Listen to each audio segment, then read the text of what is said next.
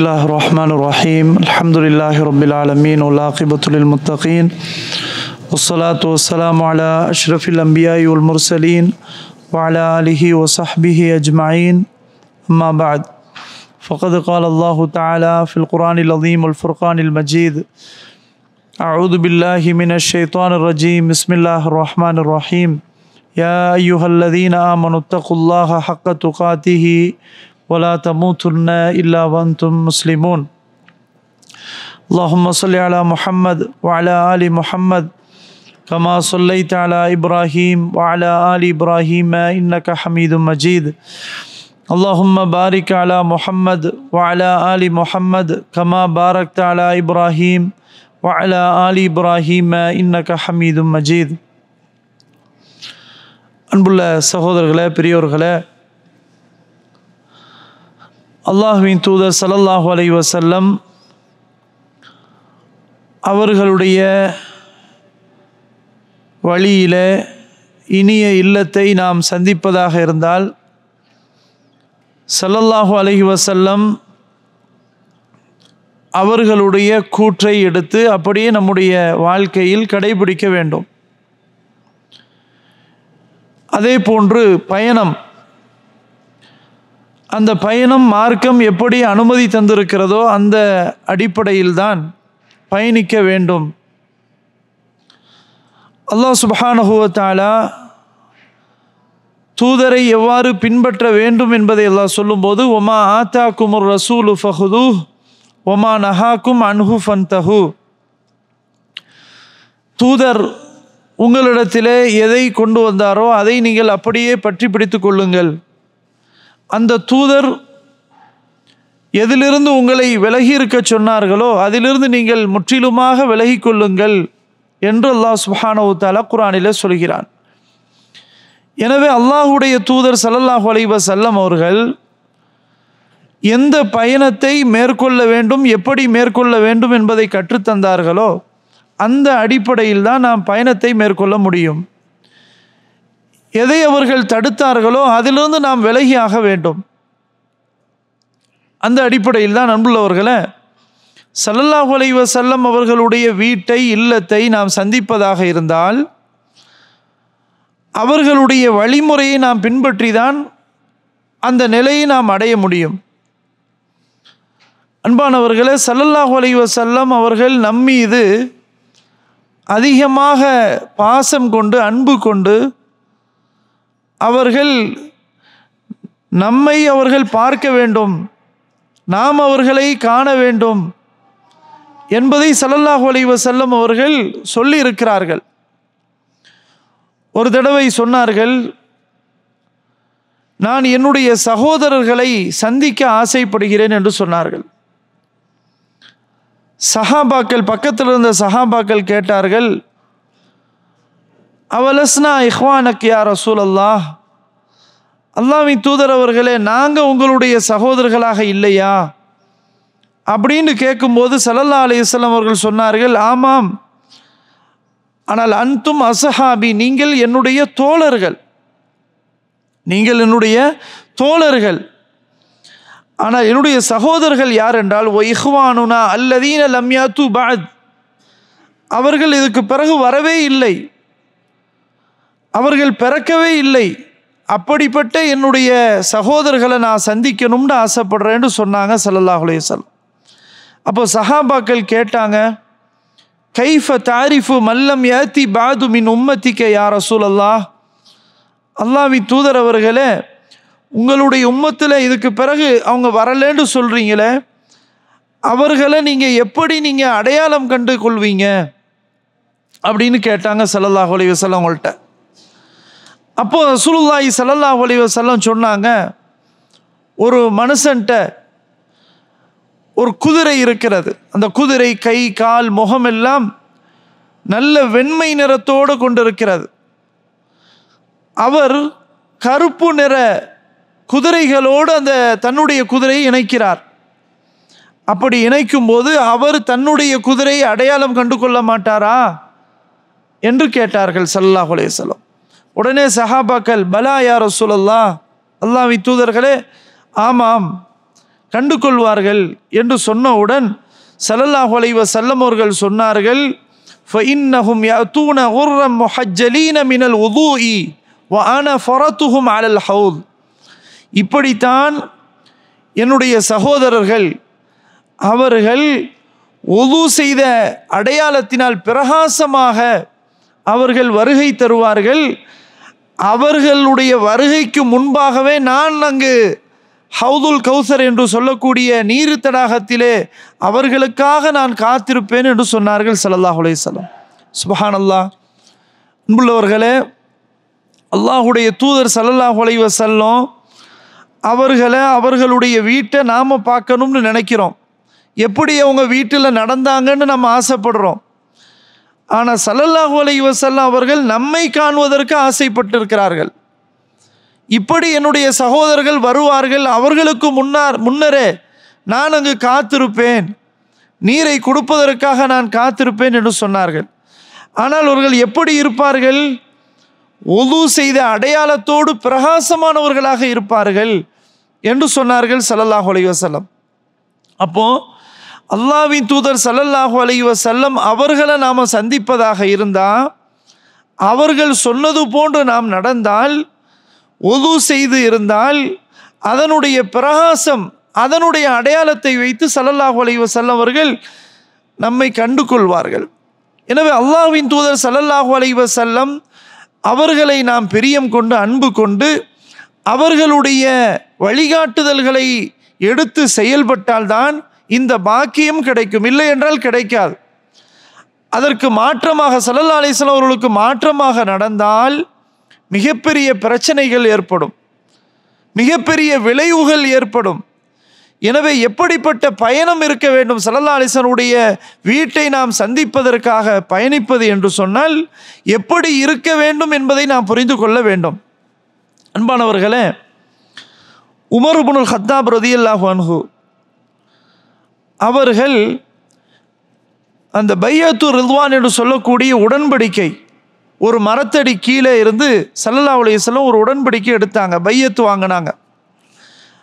பின்னாடி உமர் இப்னுல் கத்தாப் ரலியல்லாஹு அன்ஹுடைய அந்த காலத்தில் சஹாபாக்கள் அந்த மரத்தடியில் உட்காருவது, அந்த மரத்தடியில் நின்று தொழுவது, வணக்கங்கள் புரிவது, இப்படி ஆரம்பித்து விட்டார்கள்.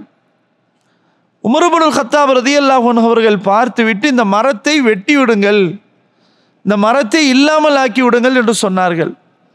என்ன காரணம்? இந்த மரத்திலே அவர்கள் எப்படி நினைக்கிறார்கள் என்றால், இதில் ஒரு மகத்தான ஒரு இடம் இருக்கிறது, இதன் மூலமாக இந்த இடத்திலே வணக்கம் புரிந்தால் அபிவிருத்தி கிடைக்கிறது என்ற நம்பிக்கையோடு இருக்கிறார்கள் என்பதை பயந்துதான் உமர் இப்னுல் கத்தாப் ரலியல்லாஹு அன்ஹு அவர்கள் அந்த மரமே இல்லாமல் ஆக்கி விடுங்கன்னு சொன்னாங்க. எதுக்காக? என்ன காரணம்? அப்போ அந்த மரத்தை வைத்து கொண்டு இபாதத்தாக நினைத்து விடக்கூடாது என்பதற்காக உமர் இப்னுல் கத்தாப் ரலியல்லாஹு அன்ஹு பயந்தாங்க. அப்போ பயணம் என்பது ஸல்லல்லாஹு அலைஹி வஸல்லம் அழகான முறையில் அவர்கள் எப்படி பயணிக்க வேண்டும் என்று கற்றுத்தந்ததால தான் உமர் ரலியல்லாஹு அன்ஹு பயந்தாங்க. அதே மாதிரி ஷேக் இப்னு தைமியா ரஹிமஹுல்லா அவர்கள் ஹிரா குகை பற்றி சொன்னார்கள். இப்போ ஹிரா குகை இருக்கிறது அல்லவா, கார் ஹிரா, இந்த இடத்துல பயணிக்கக்கூடிய மக்கள், நிறைய மக்கள் இருக்கிறாங்க. அந்த இடத்துக்கு போய் நின்று தொழுகிறது, அந்த இடத்துல போய் கல் மண்ணை பொறுக்கி எடுக்கிறது, அங்கே போய் இருந்து துவா கேட்கறது, இப்படியெல்லாம் செய்வாங்க. ஆனால் ஷேக் இப்னு தைமியா ரஹிமஹுல்லா அவங்க என்ன சொன்னாங்கன்னா, ஸல்லல்லாஹு அலைஹி வஸல்லம் அவங்களுடைய நுபுவத், நபித்துவம் எப்போது கிடைத்ததற்கு முன்னாலேயே அந்த இடத்துக்கு அவங்க போகக்கூடிய வழக்கம் இருந்துச்சு, தனிமையை அவங்க விரும்பினாங்க. இப்படி இருக்கிற சூழ்நிலையில தான் அல்லாஹுடைய வஹி செய்தி வருது. முதலாவது வஹி செய்தி அந்த ஹிரா குகையில் தான் வருது. அப்படி வந்ததல்லவா, அதற்கு பிறகு ஸல்லல்லாஹு அலைஹி வஸல்லம் திரும்ப அங்கே போகலை, கீழே இறங்கிட்டாங்க, திரும்ப அங்கே போகலை. அதுக்கு பிறகு அந்த இடத்துல வஹியும் வரலை. அதோட முடிஞ்சிருச்சு. அவங்க மட்டும் போகலை, அவங்களுடைய குடும்பத்தார்களும் திரும்ப அந்த இடத்துக்கு போகலை, சஹாபாக்களும் போகலை.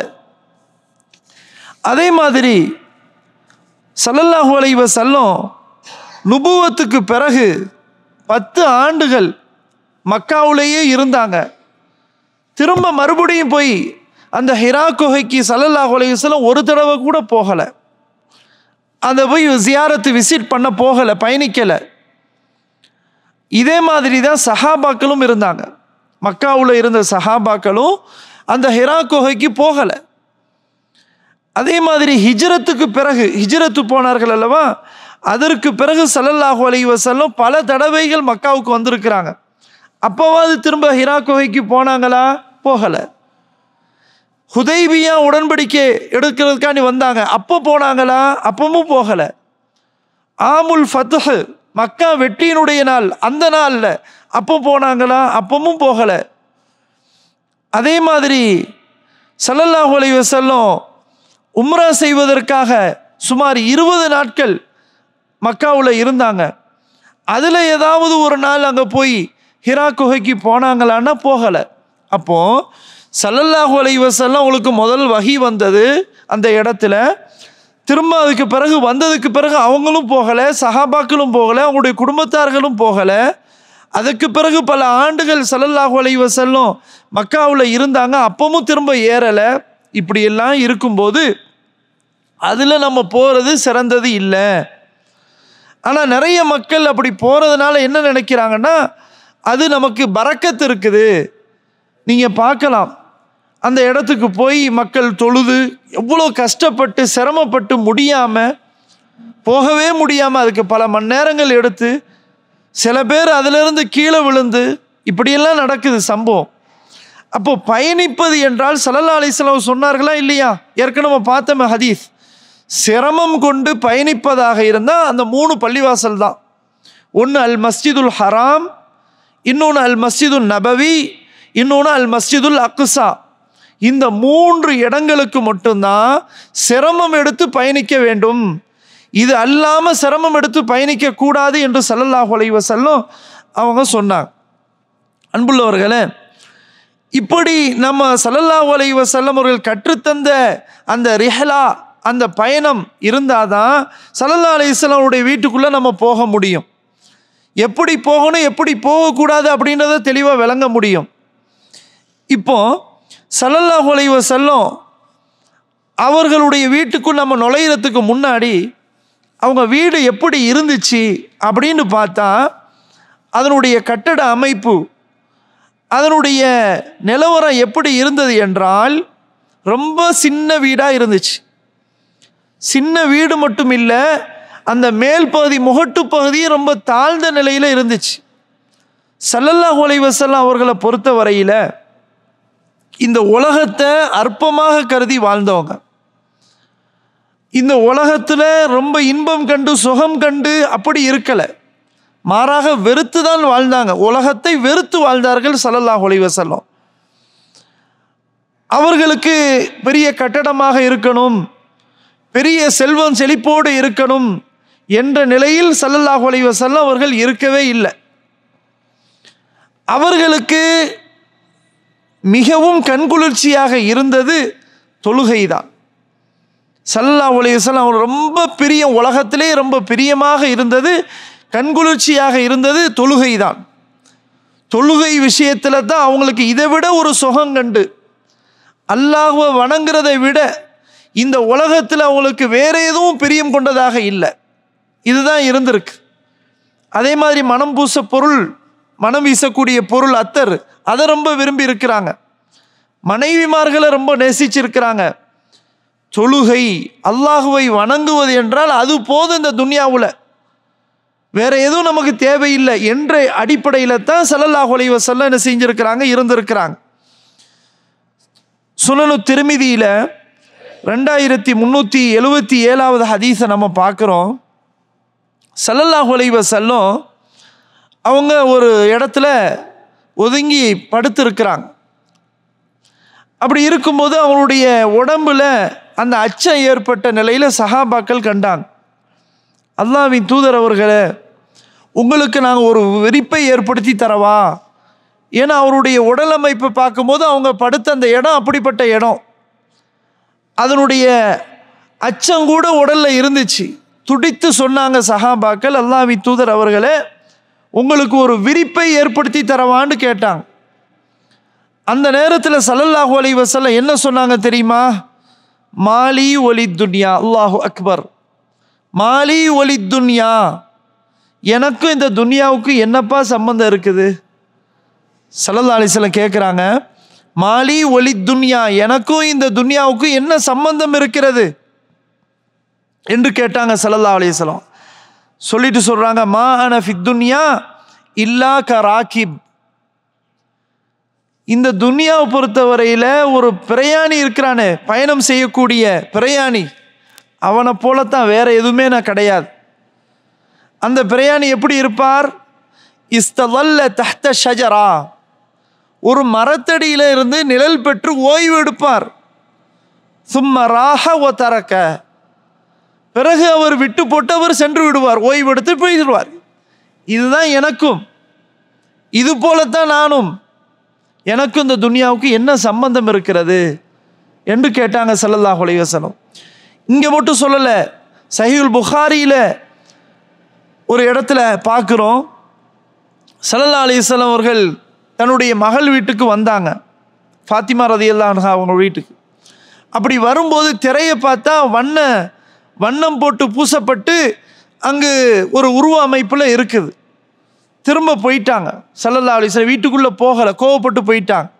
அப்போ வந்து கேட்குறாங்க, நீங்கள் ஏன் வரலைன்னு கேட்கும்போது அதே வார்த்தையை சொல்கிறாங்க, மாலி ஒலி துன்யா, எனக்கும் துன்யாவுக்கு என்னம்மா சம்மந்தம் இருக்குது அப்படின்னு கேட்குறாங்க.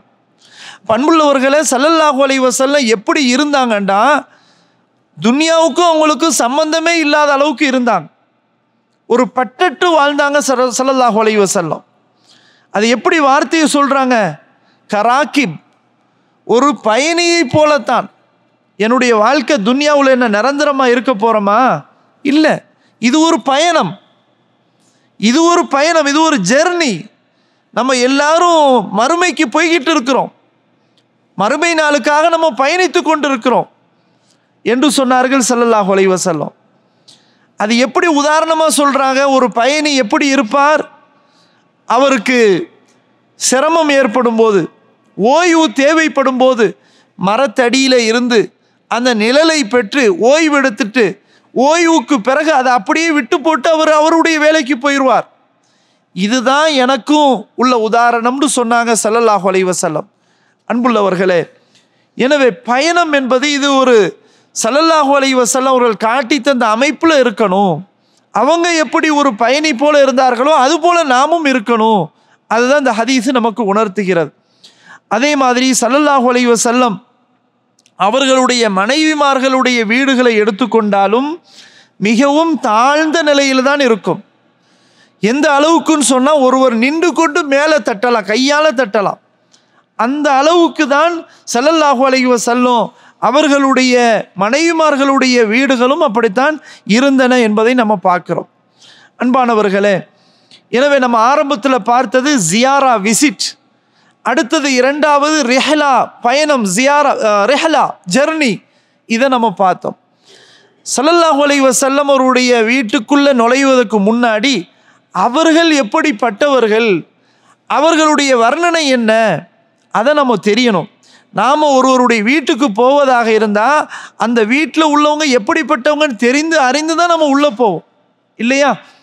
அப்போ அவர்களுடைய அந்த நிலைக்கு ஏற்ப நம்ம நடந்து கொள்வோம். ஸல்லல்லாஹு அலைஹி வஸல்லம் அவருடைய வீட்டை தட்டி நம்ம உள்ளே நுழைவதாக இருந்தால் ஸல்லல்லாஹு அலைஹி வஸல்லம் யார், அவங்க எப்படிப்பட்டவங்க, அவங்களுடைய வர்ணனை எப்படி இருக்கும், இதையும் நம்ம தெரிந்தாகணும். ஸல்லல்லாஹு அலைஹி வஸல்லம் அவர்களுடைய வர்ணனையை பொறுத்தவரையில் நம்ம நேராக நம்ம கண்ணால் பார்க்காட்டாலும் பார்க்கறது போல சஹாபாக்கள் பார்த்து நமக்கு தெளிவாக சொல்லிட்டாங்க.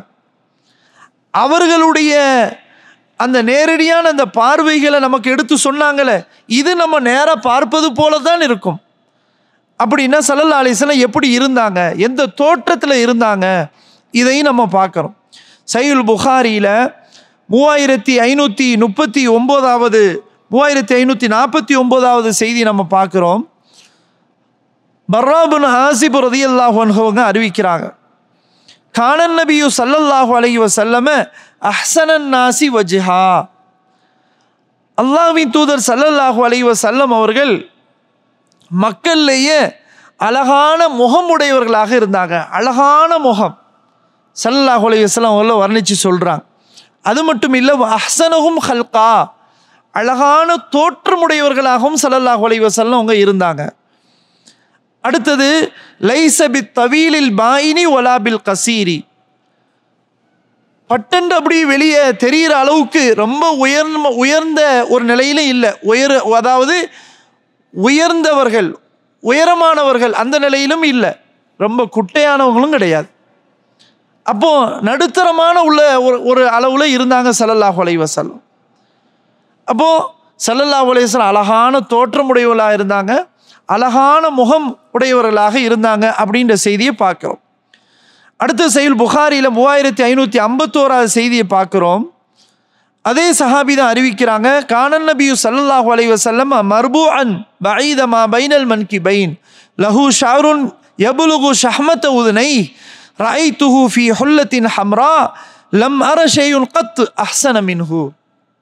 ஸல்லல்லாஹு அலைஹி வஸல்லம் அவங்க எப்படி இருந்தாங்கன்னா, ஒரு நடுத்தர உயரமுடையவர்களாக இருந்தாங்க. ரொம்ப ஹைட்டும் இல்லை, ரொம்ப குட்டையும் இல்லை, நடுநிலையாக இருந்தாங்க ஸல்லல்லாஹு அலைஹி வஸல்லம். அது மட்டும் இல்லை, அகன்ற மார்புடையவர்களாக இருந்தாங்க, விரிந்த மார்புடையவர்களாக இருந்தாங்க ஸல்லல்லாஹு அலைஹி வஸல்லம். அவர்களுடைய முடி இருக்கும் அல்லவா, அந்த முடி காது சோன அளவுக்கு அது தொங்குமா, அந்த அளவுக்கு ஸல்லல்லாஹு அலைஹி வஸல்லம் முடியை வளர்த்து வச்சுருப்பாங்க. அது மாதிரி நான் ஸல்லல்லாஹு அலைஹி வஸல்லம் அவங்கள பார்க்குறேன், அவங்க ஒரு சிகப்பு நிற ஒரு ஆடை அணிந்து இருந்தாங்க, ஒரு சிகப்பு நிற அங்கி அணிந்து இருந்தாங்க. அப்படி அணிந்து இருக்கும்போது அதை நான் பார்க்கும்போது அவங்கள விட வேறு யாரும் எனக்கு பெருசாக அழகாக தெரியல, அவ்வளோ அழகாக இருந்தாங்க ஸல்லல்லாஹு அலைஹி வஸல்லம் அப்படின்னு சொல்கிறாங்க. அப்போ ஸல்லல்லாஹு அலைஹி வஸல்லம் முடி அவங்களுக்கு காது சோன வரைக்கும் இருக்கும், அதே மாதிரி அவங்க ட்ரெஸ் அணிந்தால் அவ்வளோ அழகாக இருப்பாங்க அப்படின்றத செய்தியை நம்ம பார்க்குறோம். அதே மாதிரி அதே நபித்தோழர்கிட்ட தான் கேட்கப்படுது, இது சஹீஹ் புகாரியில் அடுத்த ஹதீஸாக 3552 அதில் என்ன வருதுன்னு சொன்னால், பர்ரா பின் ஆசிப் ரலியல்லாஹு அன்ஹு அவங்கள்ட்ட தான் கேட்கப்படுது, அக்கான வஜ்ஹு ரசூலில்லாஹி ஸல்லல்லாஹு அலைஹி வஸல்லம் மிஸ்ல சைஃப், ஸல்லல்லாஹு அலைஹி வஸல்லம் அவருடைய முகம் ஒரு வாளை போல இருக்குமா அப்படின்னு கேட்குறாங்க. அப்போ சொல்கிறாங்க, காலலா, அப்படி இல்லை. அப்போ எப்படி இருக்கும், பல் மிஸ்லல் கமரி, ஸல்லல்லாஹு அலைஹி வஸல்லம் அவருடைய வஜ்ஹு முகம் கமரை போல சந்திரனை போல பிரகாசித்து இருக்கும் என்று சொன்னாங்க சஹாபி. சுப்ஹானல்லாஹ், அந்த அளவுக்கு ஸல்லல்லாஹு அலைஹி வஸல்லம் முகம் பிரகாசமுடையவர்களாக இருந்தாங்க. அதுக்கு கூட வர்ணித்து எப்படி சொல்கிறாங்க, சந்திரனை போல பிரகாசம் உள்ளவர்களாக இருந்தாங்க ஸல்லல்லாஹு அலைஹி வஸல்லம் அப்படின்ற செய்தியை பார்க்குறோம். அதே மாதிரி சஹீஹ் புகாரியில் 3561வது செய்தியை நம்ம பார்க்கும்போது அனஸ் ரலியல்லாஹு அன்ஹு அவங்க அறிவிக்கிறாங்க, அவங்க சொல்கிறாங்க, மா மசிஸ்து பியதி தீபாஜன் ஒலா ஹரீரன் ஒலா ஷெய்யன் அல்யன மின் கஃபி ரசூலில்லாஹி ஸல்லல்லாஹு அலைஹி வஸல்லம். அல்லாஹ்வின் தூதர் ஸல்லல்லாஹு அலைஹி வஸல்லம் அவர்களுடைய உள்ளங்கை மிகவும் மென்மையாக இருக்கும், அதை விட அவர்களுடைய அந்த பட்டாடை இருக்குதே, அந்த பட்டாடை மென்மையான பட்டாடை இப்படி என்னுடைய கையால் நான் தொட்டதில்லை, அதை விடவும் பட்டாடையை விடவும், அதுலேயும் பட்டாடையில் அதில் வேலை செய்பாடு இருந்து அப்படி உள்ள பட்டாடை, இதை விடவும் அவங்களுடைய உள்ளங்கை ரொம்ப மென்மையாக இருக்கும், ரொம்ப சாஃப்டாக இருக்கும்.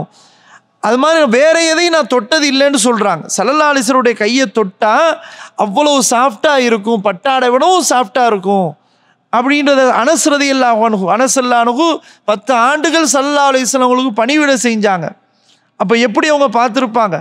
அப்போ அவங்க சொல்கிறாங்க, அந்த அளவுக்கு ஸல்லல்லாஹு அலைஹி வஸல்லம் உள்ளங்கை ரொம்ப சாஃப்டாக இருக்குன்னு சொல்கிறாங்க.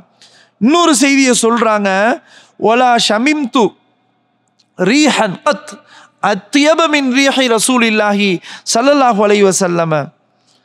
ஸல்லல்லாஹு அலைஹி வஸல்லம் அவர்களுடைய அந்த நறுமணம் இருக்குதே, அதை விட வேற எந்த ஒரு நறுமணத்தையும் நான் நுகர்ந்ததே கிடையாது. அவ்வளோ அளவுக்கு அவங்கள்ட்ட நறுமணம் வீசும். அவங்களுடைய உடலுடைய அந்த மனமே நறுமணமாக இருக்கும். இன்னொரு இடத்துல ஹதீஸில் வருது, இதே மாதிரி தான் அரஃபன் கத்து அப்படின்னு வருது. அதாவது ரசூல் ஸல்லல்லாஹு அலைஹி வஸல்லம் வேர்வை, அந்த வேர்வையும் கூட ஒரு நறுமணமாக இருக்கும். இதை நான் கண்டிருக்கிறேன், இதை நான் நுகர்ந்திருக்கிறேன் அப்படின்னு அனஸ் ரலியல்லாஹு அன்ஹு சொல்கிறாங்க. பண்புள்ளவர்களே, ஸல்லல்லாஹு அலைஹி வஸல்லம் அவருடைய வர்ணனை என்ன, அவங்க எப்படிப்பட்ட தோற்றமுடையவர்களாக இருந்தாங்க, இதெல்லாம் நம்ம தெரிஞ்சாதான் அவங்க உள்ளே போக முடியும்.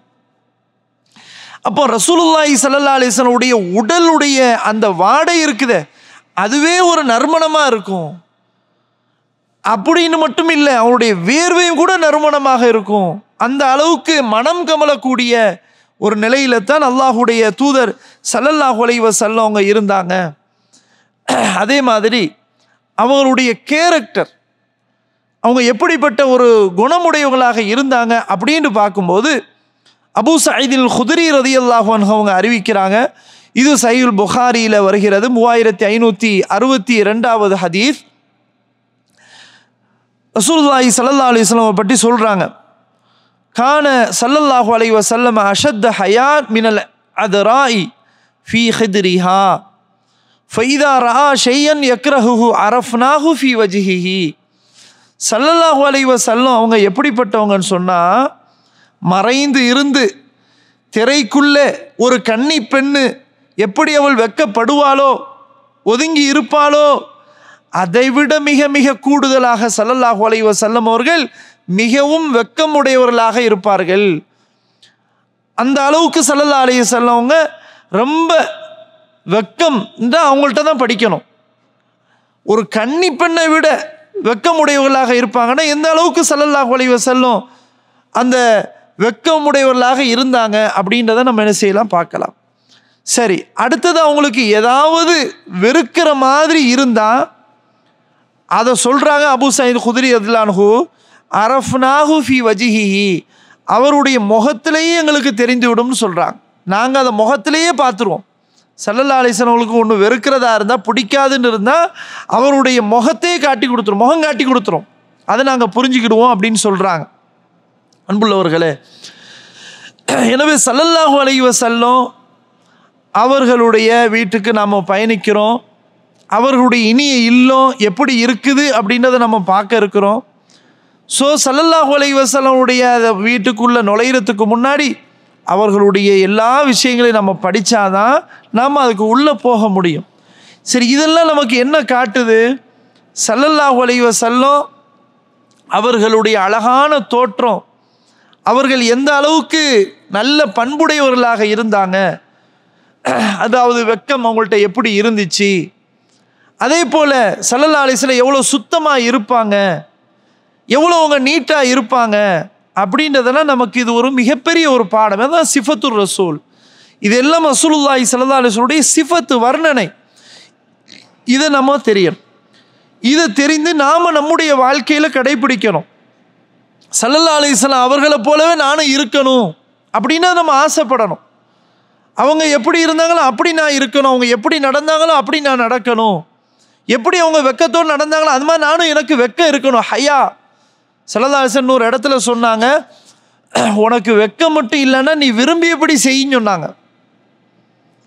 அப்போ வெட்கம் என்பது வேணும், வெட்கம் இருந்தால் தான் நம்ம தடுக்கும். வெட்கம் அதுவும் ஈமான்ல ஒரு பகுதின்னு சொன்னாங்க ஸல்லல்லாஹு அலைஹி வஸல்லம். நிறைய பேர் வெட்கம்னா என்னன்னே தெரியாது. அப்போ ஸல்லல்லாஹு அலைஹி வஸல்லம் எந்த அளவுக்கு ஒரு கன்னி பெண்ணை விட வெட்கமுடையவர்களாக இருந்திருக்கிறாங்க அப்படின்னு சொன்னால் அந்த அளவுக்கு பேணுதலாக இருப்பாங்க ஸல்லல்லாஹு அலைஹி வஸல்லம். அதே மாதிரி சஹாபாக்கள் நேராக கண்டு அவங்க நுகர்ந்து கையை தொட்டு ஸல்லல்லாஹு அலைஹி வஸல்லம் அவங்கள வர்ணித்து சொல்கிறாங்க. அப்போ உண்மையில் அன்புள்ளவர்களே, அல்லாஹுடைய தூதரின் வழியிலே இனிய இல்லத்தை நாம் சந்திப்பதாக இருந்தால் அவர்களை பற்றிய முழுமையான தகவல்களை நாம் தெரிந்தாக வேண்டும்.